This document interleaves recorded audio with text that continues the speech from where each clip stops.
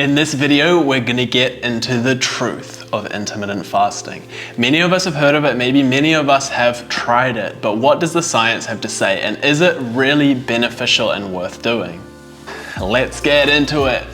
So there's different names for intermittent fasting, such as time-restricted eating, circadian rhythm eating, or intermittent fasting.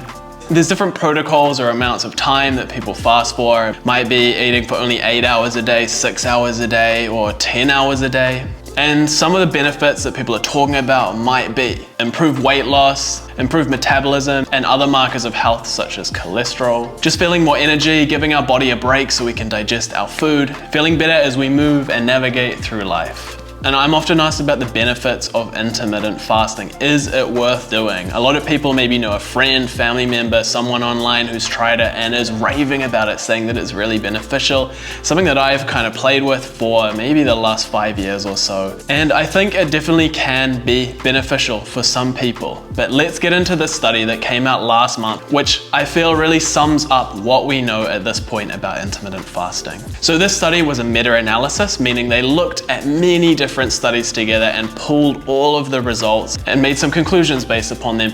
Meta-analyses are generally really good because they allow us to look at a large amount of data and draw better, stronger, more evidence-based conclusions rather than looking at a piece of something in isolation. So in this study, they looked at the effect of intermittent fasting on body weight and BMI after 2 to 4, 4 to 8, and 8 to 12 months. In total, these studies looked at 540 men and women, average ages between 32 and 62 with obesity. And they looked at trials comparing intermittent fasting to what is called calorie restriction.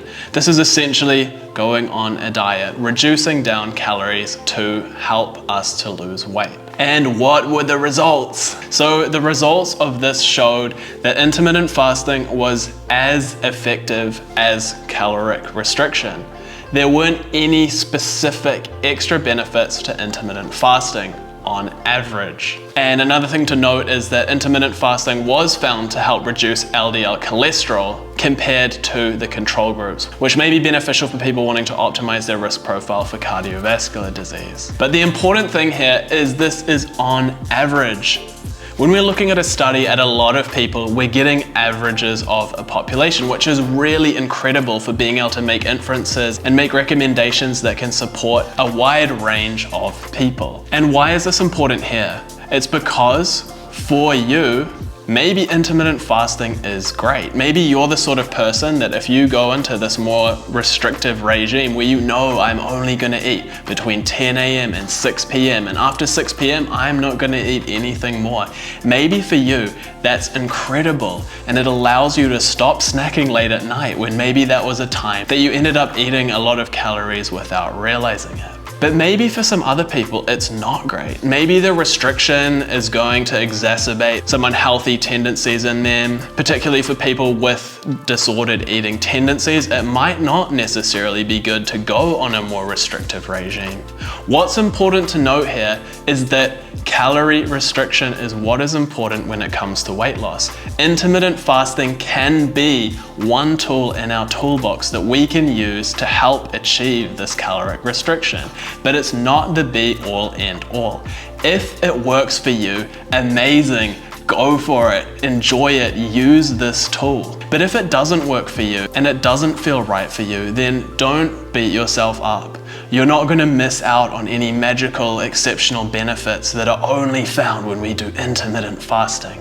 Just by focusing on reducing your calories through many different strategies is what is important for weight loss. This really just emphasizes how important it is to find what works for you. And this is where it can be really beneficial to work with a nutritionist or health professional. This is the work that I do with my clients. There are many different tools out there that we can have in our toolkit to help us reach our goals, whether that's weight loss, improved energy, getting more fit, improving our brain health, lowering our risk of cardiovascular disease, helping diabetes, whatever it is. and I can work with you and help you to find what works for you and give you those tools and strategies to help you reach those goals. If you're interested in working with me, you can check out the link in the description, where you can go on my website and find more information. And I hope you've enjoyed this video, and just remember, it's the importance of finding what works for you. Just because someone else is raving about something doesn't mean that it's necessarily the most amazing thing. But also, just because it didn't work for someone else doesn't mean that it's not necessarily going to work for you.